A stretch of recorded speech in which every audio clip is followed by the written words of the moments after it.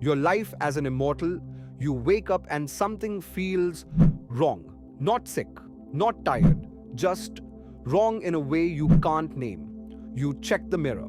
Your face is exactly as it was yesterday, and the day before, and the day before that.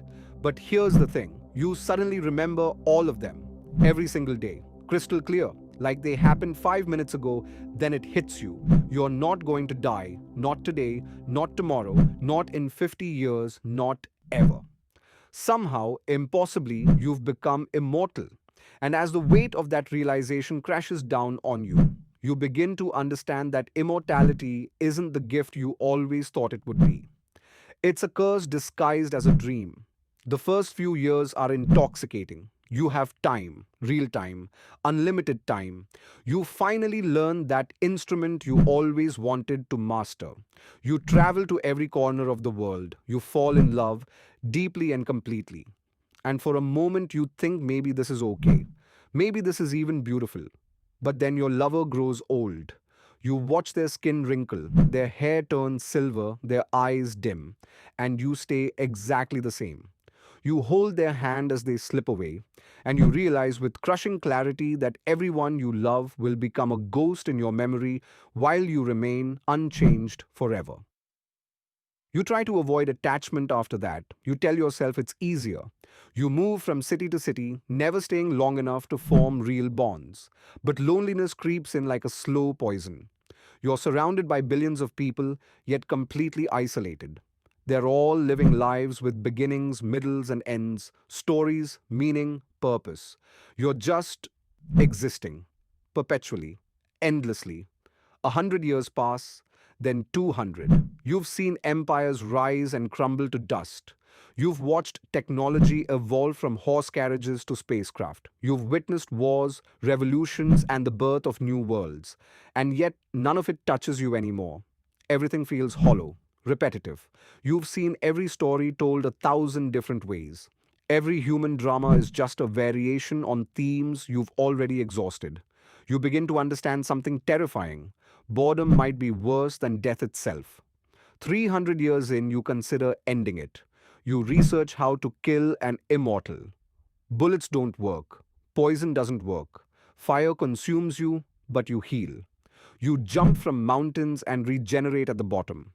You realize, with a strange sense of irony, that you're trapped in a body that refuses to quit, even when your mind desperately wants it to. You meet another immortal in a coffee shop in Tokyo. Their eyes tell you everything you need to know. They understand the weight. You don't speak much, you don't need to.